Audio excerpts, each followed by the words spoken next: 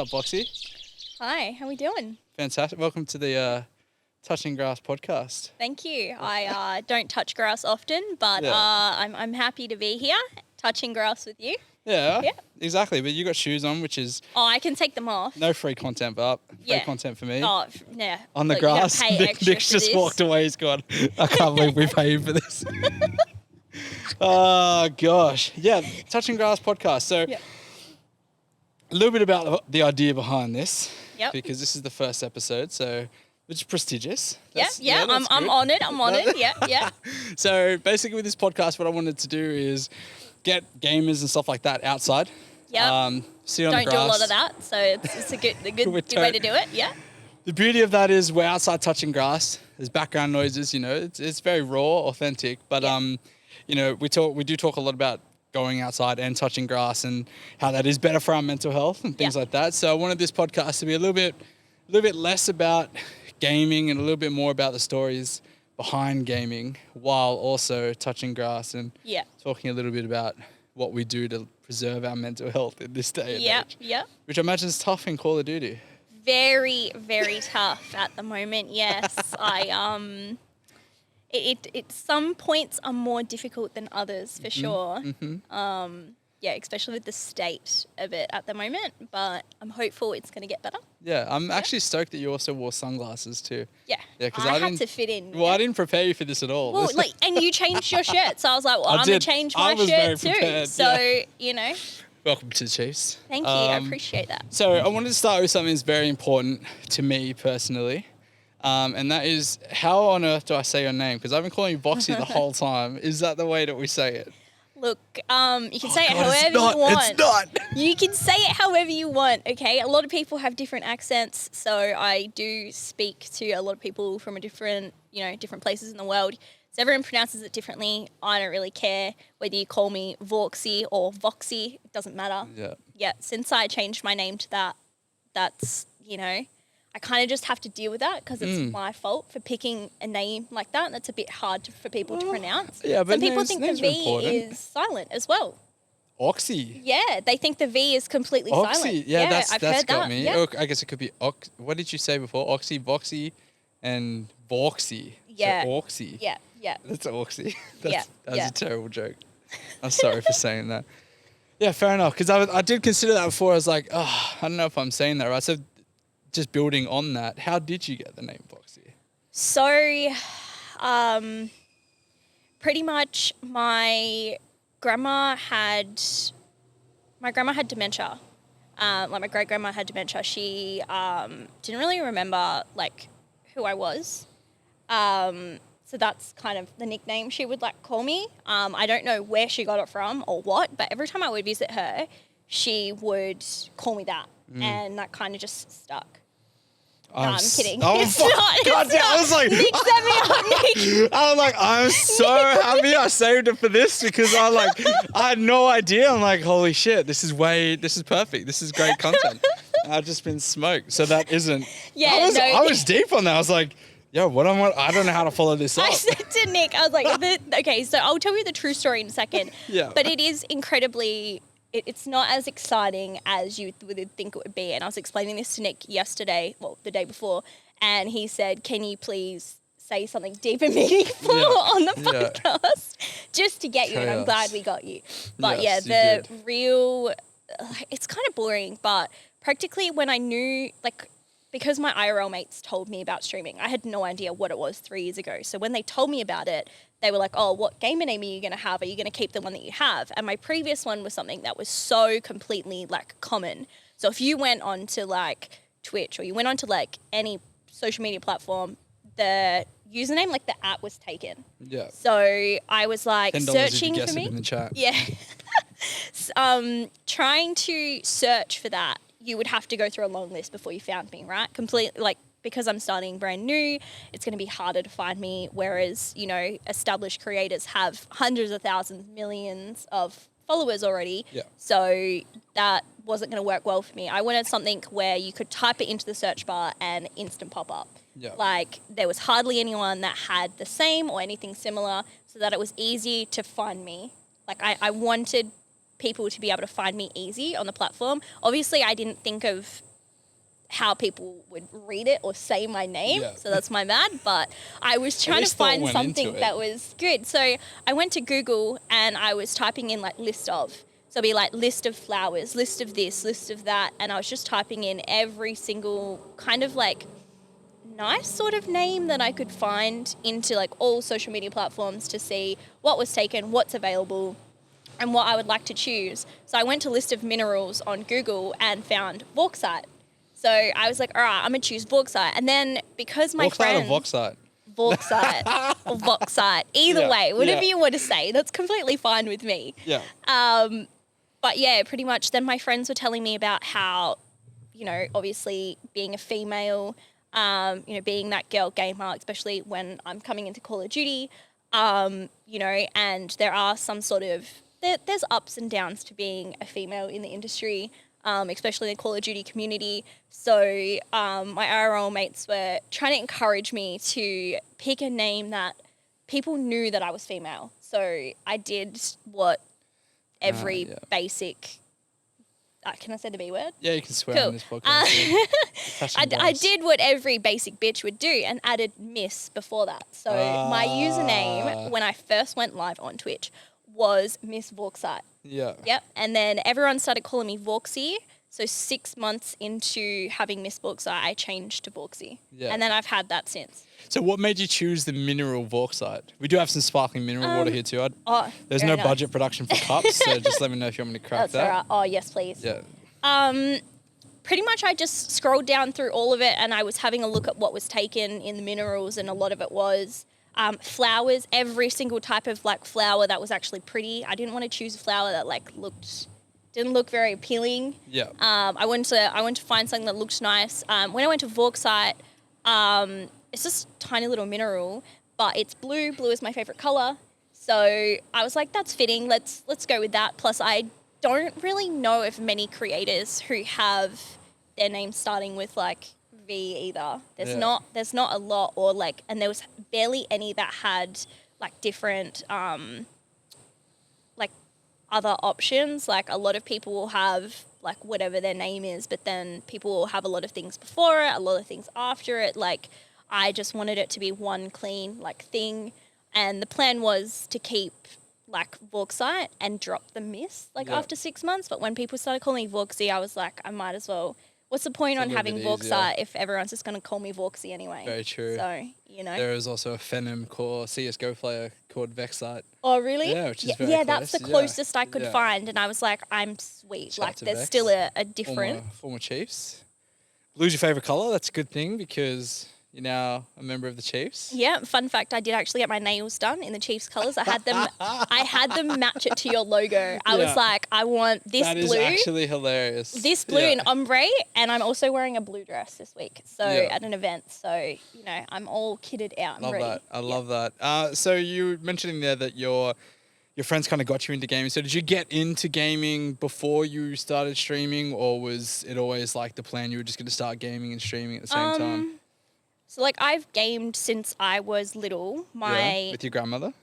Not with my grandma. She's actually probably one of the most supportive people, to be honest. Mm-hmm. But yeah, my grandparents had like the early game consoles, like Atari and stuff like that, for their kids. Yep. And then my dad would have like, I remember us having a PlayStation 1, and then like all the PlayStations from after that. My uncle, who is a year older than me, he had like the Nintendo GameCube, was it 64? So I remember every, like after school holidays, like after school and during school holidays, myself, my siblings, my cousin, my uncle, we'd all be together and we'd all be like versing each other in like Mario Party and stuff like that. Yeah. Taking it in turns, rotating between like, you know, all the different consoles we had in the house and the PC. So yeah, I've just been gaming practically my whole life. I did get into Call of Duty, I think it was Black Ops 1. So I came in late. But I did go back and play the OG ones. Yeah, I do think a lot of us started in Black Ops. I started personally Call of Duty in Black Ops because I couldn't aim with a controller. And then I remember for whatever reason I had a PC because I was playing World of Warcraft, and then Black Ops was the first one, and I remember grinding that for Yeah. a stupid amount of time. Midnight Same. launches too. Yeah. Yeah. I think what a over time. the next couple of years after Call of Duty, Call of Duty Black Ops, I was hooked. Like I was Yeah. completely addicted. It was so good. So but then yeah. why the foray into streaming? What started that? So I had my daughter, and when I stopped playing video games when I was pregnant for a while. Just dealing with all the hormonal stuff and whatever. So I think when she was a couple months old, I was like, all right, I'll get back into it because now I actually have time. Yeah. Getting through that newborn stage is tough. So I was like, all right, I don't have time right now. But once I did have time when she was sleeping, then I would jump on with my IRL mates again. I hadn't played with them in like 2 years, but that was fine. They welcomed me back in straight away. Absolutely. Just being able to get on, jump on with everyone and just have a good time was just so good. And yeah, I didn't really know much about streaming or I knew people did it, like I knew of it, but I didn't know what it was. And I certainly didn't know when I started what exactly you need to be doing, because now I've learnt so much the last couple of years on what it is, and it takes a lot more than just flicking that camera on. So it does. But yeah, my IRLs were the first ones to like introduce me to that and tell me to turn that camera on. That's pretty good. Yeah. My IRLs were not like that at all. They were like, "Why are you turning the camera on, you idiot?" And I think everybody knows I love being in front of the camera now. Do they understand video games though? Or are they so a lot of, most not? of my mates are, I grew up in like a very football culture. So I grew up playing footy, basketball, that kind of stuff. But I always had like a few groups of mates. I had like my footy mates, my skateboarding mates, and my gaming mates. And so the gaming mates get it, but like none of them really believed that they could do it. Yeah. And so they pushed that a lot onto me and just kind of be like, no, there's no way that you're going to do it. Like, you know, one of them actually said one time that you're too passionate and there's such a thing as too much passion. And I was like, I don't know. Look at me now. I wouldn't, I would not, that would definitely not be something that would ever come out of my mouth. Like I would never tell someone that that they're too passionate about something. I think if you love something enough and you are passionate about it, go for it. Yeah, absolutely. And you've definitely gone for it. So your Facebook gaming partner now. Yeah. Which is been there for a year now. Yeah, It's pretty exciting. awesome. Yeah. It is definitely exciting. Yeah. Also, Call of Duty Invitational champion. Yes, I'm a pro CDL player now. What can I say? Well, it was At least that's what my multiplayer chat at least. tells me. Yeah, well, that's what my chat tells me, so I'm just rolling with that. How was the transition going from, obviously we do a lot of Warzone tournaments, how was the Yeah. transition from Warzone into the multiplayer world? So, like, I feel old saying this. I used to play Cyber Gamer back on the old, like this. One day I would it's like so to do a bad podcast that because doesn't mention CG, just for the... I'm sorry. I'm No, sorry. I love but, CG. Let's go. You know, that was I wasn't very good at the game. Like I was pretty bad then compared to what I am now, but I still played some scrims. I still played some tournaments, won some, lost some. But just like with my IRL mates, you know, we're just mucking around and they're like, "Oh, let's go compete." So I was like, "Cool." So yeah, I have a little bit of competitive background with that, and then obviously coming into streaming and then competing in some tournaments for Warzone, mainly Verdansk and Rebirth. So you know, it was quite difficult changing from that, like mainly because they're like kill races and stuff, to trying to do like a CDL type tournament where it's multiplayer. So I practically just asked the Mind Freak boys to teach me how to play. I was like, look, I have this experience. I've played some tournaments before. Obviously, this is different. I need you to tell me where I need to be, what I need, like where I need to go, and the rotation, so that I don't mess anything up for you. I wanted to be strategic about it and give us like the best chance of winning that we could. So I was trying to be smart about it. Picked like the boys were absolutely amazing. They were so supportive with teaching me and everything. So everything was pretty easy. I played some open 8s as well in the Call of Duty community, so that was interesting. Yeah. I don't think anyone would have picked me on their team if I wasn't playing with Fighter like in the 8s. Yeah. Because, you know, being a girl in the community, it's kind of a bit rough at times. Yep. And they see my name and they're like, oh, it's a girl and she's probably bad at the game. She doesn't know how to shoot. So, I don't play them, but, but yeah, just all those 8s training paid off. And when it came to game day, I was very nervous. I won't lie. I was on the edge of my seat. Like, I was probably going to throw up. Like, I felt so nauseous the entire time. I can't imagine if I was here, because I would probably ask you for a bucket just in case. Yeah. That's all right. We don't have many buckets here either. It's not in the budget. Well, you might have to get some. Or I'll bring my own. You don't need to be nervous now. You won. Oh, that's true. That's true. So back to back next time, hopefully. Back to back. But so it was very interesting learning, but I love learning new things. Like, I love that it was a new experience, and it's something that I had to definitely put in work for to get that win. So but you mentioned you had a daughter earlier. Yep. What was her reaction to you kind of being a gamer and streaming, like maybe even winning? Was she stoked? Yeah, she was so stoked. I had to explain to her that, so like, I have a stream room in my house, and then we have down the other end of the house, there's 2 baby gates she's got to get to my room. Right. So I'm protected from the tantrums and the screaming. It's okay.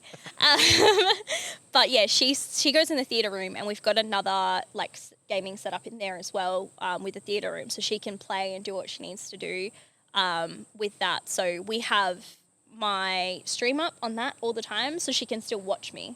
So she's old enough now to understand that that's where I am. That's like my workspace. So she'll see me there, and she knows what the winning screen looks like for Call of Duty. She's watched me enough to know. But every time I go out to see her or get a drink or just food, anything, the first thing she says to me is, "Mum, did you win?" And I'm like, that's amazing. Her face like lights up, like she's on the edge of her seat. She wants to know whether I've won or lost. But yeah, when I told her that we won the tournament, she was up, she was screaming, she was so excited. That's awesome. So yeah, she's definitely getting spoilt with some of that prize money as well. Exactly, it's a win for everybody, exactly, right? Exactly. So I'm taking her to one of the theme parks when I get back to Perth. So that's her little reward for being my number 1 supporter. But yeah, she absolutely long-time subscriber. Oh, full-time subscriber. From the day she was born. Yeah. How do you juggle that between being sort of like, I guess, a mum and a parent and raising a child, and then streaming again, looking after your community, all that kind of stuff? I can't imagine it is incredibly easy. It's pretty tough, I'm not going to lie. And like you said before about taking care about your mental health, going outside, touching grass. I actually suffered really bad with postpartum, like postnatal depression when I had my daughter. So trying to come out of that the first like year, like video games, like really helped me go back to myself. Like I swear people don't talk about this enough. When you do, a lot of mums, especially first time mums, it's a lot. It's a lot of pressure at the start. And I kind of lost myself a little, like I lost my identity. I wasn't myself. Like I wasn't Vauxie. I wasn't Nicole. I was, so yeah, I struggled a little bit, and then getting back into myself, playing video games with my IRL mates definitely helped. And then just trying to struggle and juggle everything like now. Definitely time management. Time management is so important. Planning your days, planning your day-to-day as well, and what you're going to do every day, definitely important. But yeah, at the end of the day, my daughter's always going to come first. Of course. Like has to. But yeah, I stream when she's asleep. Now I miss out on bath and bedtime because my time slot got pushed earlier. Is that a miss out, or is that? To be honest, like I do miss it. I've stuck to a strict schedule, so I stream from Sunday to Thursday, and then I always have Friday, Saturdays off, and then I go back like Sunday night. So I still get like most of the weekend like with her as well, and like obviously I have her during the week too. So I do bath and bedtime on Fridays and Saturdays. But yeah, it kind of is a miss out because they grow up so quickly. Like there's just, I feel like I'm missing out on a lot, but at the same time, if I was working where I had to travel for work. It's like I'm working from home, streaming in my stream room. If I had to travel for work, I'd miss out on it anyway if I was doing night shift. So that's just how I think of it.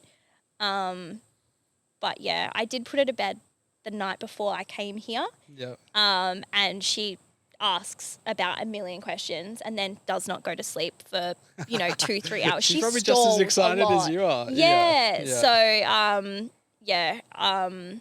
I don't know. I do miss it, but I don't miss how long it takes to fall asleep because there's too much to do in a day when you're that age. You just want to play and play and play, and you're constantly on the go. You've got so much energy. So I don't blame her at the same time. But yeah, definitely time management and support. Having a good support system is definitely a number one thing. I've got my dad who steps in to look after her if I have like a tournament or something like that. Back on Verdansk, I used to play like some of the American ones. And they're at like 2, 3 a.m. for Perth, so it's a bit rough. So I'd always call him and be like, hey, Dad, like I've got a tournament this week. Can you have her this day? And like he gladly will. Oh, that's awesome. So yeah, between like, my husband and my family, they all, we're all in this together. It does take a village, and I'm very grateful that I have the support, that I'm able to do all this, and it's got me here. So I must be doing something right. So I'm very appreciative to everyone who's helped me get to where I am, and for you guys for bringing me here. So it's definitely a struggle, but we're managing. That's good. So just going back to the, and I don't want to dive into it too deep, it's up to you, but the postnatal depression and kind of rediscovering yourself within gaming, would you say that it was, a lot of people look at kind of gaming and they go, oh, they're just escaping this or they're escaping that. Yeah. But you've just said that you came back to yourself within gaming. So was there anything that you did differently or kind of like learnt on that journey? To be honest, like I think for a lot of people, like we do game to escape what's going on around us, and that's completely fine. We all have to, like we all process and deal with things differently, which is great. Video games is one of, I would say, was probably one of the biggest like things there where that's what people do. But I think it was more so the people that I was playing with, because video games bring a lot of people together. So being able to go back with my IRL mates and playing with them, and then some people who live in Perth who I had never met before, but I met them, either on the game or through my IRL friends. They also started gaming with them, realised we were all in Perth, and I used to throw like every month practically for a while there, especially during lockdowns when the rest of the world was like locked down. WA shut off their borders. They did, they locked themselves so we were able to roam around and whatever else. So pretty much every month I was inviting my IRLs around to my house. We'd chuck up a just chatting stream, have a couple of drinks, do a couple of shoeys, some snorkels and stuff, and have a good time. Turn the stream off, have our chats and stuff, and like really connect. Like it's very different having gaming mates that understand. Like I feel like my group of people that I have at the moment probably understand me a lot more than anybody else that I've, like any other friends that I've ever met. Like I do have some friends that do understand the streaming content, like gaming sort of thing, but a lot of people just judge it. Yeah, definitely. They don't approve of it. But I think I really found myself when I found my friends who understood and supported me through what I was going through with like my postnatal, being like a new mum, and still catering to the fact that I have a child, and that, I will have to rock up to some things with my kid. I'm not going to be able to get a babysitter for every single event. Yeah. And, going out clubbing all the time isn't something I'm going to be able to do. So I'm glad that I've got friends, like everyone sort of adapted to that. I'd say that definitely the friendships that I've made on Call of Duty and through streaming and gaming have definitely helped with my postnatal, finding myself again and just being able to be myself. Like I'm very grateful for that. I'm grateful. Was there a moment where you kind of sat there and went, this is good. This is where I want to be. Yes. Yeah? Yes. When I would have those, we called it Twitch drinks. When I would have those sort of streams, I was really happy. really happy that I had people who, you know, understood that gaming, because I was bullied in high school for gaming, the entire thing, to the point where I actually ended up dropping out because I was bullied so severely by the girls at school for playing video games. You know, I guess they just didn't like that their boyfriends wanted to add me on Call of Duty and play with me, but that's okay. Yeah. In the Xbox chat. Yeah, exactly. You know, so yeah, it's very different being accepted for being a gamer, for being a streamer, and yeah, just definitely having that support is like very important.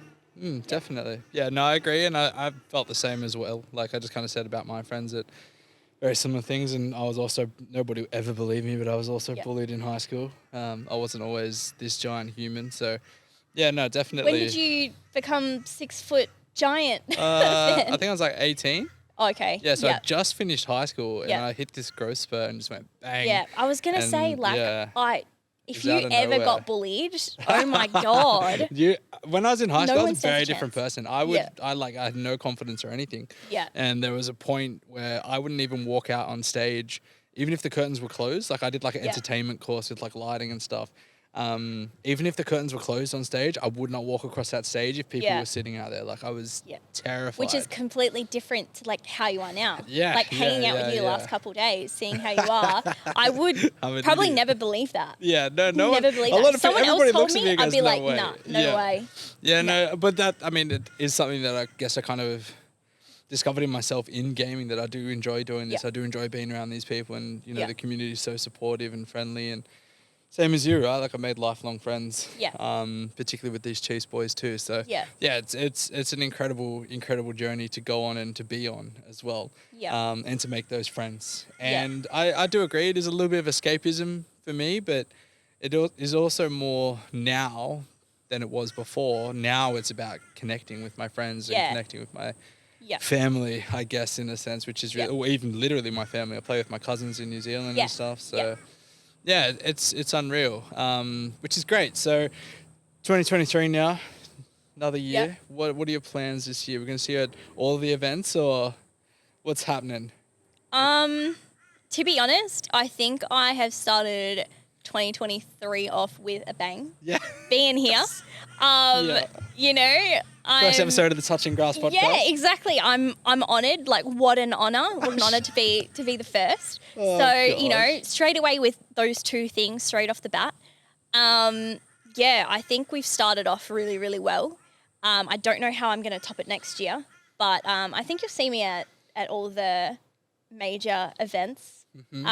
This year I'll definitely be taking as many trips over as I possibly can, as long as it's not, you know, ridiculously expensive like it was over Christmas. Wow. But yeah, I will definitely make as much effort as I possibly can, because I want to go a lot harder this year. Like definitely grind out a lot more than what I did last year for sure. But yeah, I think showing up is definitely important. And even though I live the other side of the country, the non-important side, I'll definitely be coming over here to see a bit more of all these states and wonderful places. And events. Yeah, there's so many more wonderful people that I would like to meet as well. So I know that some of them are already planning on attending these events, so I hope to see them there. Yeah, absolutely. No, it should be a good year for us. I think we got the Game Expo, DreamHack, PAX, and they're just the ones that are announced now. Not that I'm leaking anything. I don't know any secrets. Yeah, I'm like, I've already planned. I'm like, look, I'm headed at my family. I'm like, Dad, you're babysitting these weekends. Like, I'm going off. All right, at least once a month. I think that's March and April. March, April, and then PAX will be October usually. Yeah. So I was like, that's at least three things at a minimum. Yeah. When I went to PAX last year, I said to my dad, I was like, you know, you're babysitting this weekend like every year for the next, I don't know, for the rest of your life. Yeah. I was like, just book that down, all right? Write that in. Block it out every year. Yeah. No, it's definitely excited to be back, and it is one of the things that I guess we loved about you, was that you do have that drive and that passion to get to these events. A lot of people kind of come to us and go, oh, could we do this or could we do that? Like, it's like, well, for what, you know? Whereas Yeah. you're the opposite. You're like, I'm coming here. I'm like, Yeah. done. Like, Yeah. let's do it. Like, Yeah. let's make it happen. So I do love that drive. Do love that passion. I Yeah. think if you keep that up in 2023 and beyond, like, sky's the limit. Not even. Yeah, a bit further now. Yeah. We're going to Mars these We're going to days, Mars. So Yeah. We're going to Mars, maybe. So on that note, thank you very much for joining me on the first episode. Thank you for having me. It's been an honor. Crows are very stoked as well, Yeah. obviously. Yeah. Onwards and upwards. Let's have a For good sure. 2023. Yeah. Cheers. Why are you going to Cheers. take it off? I like it.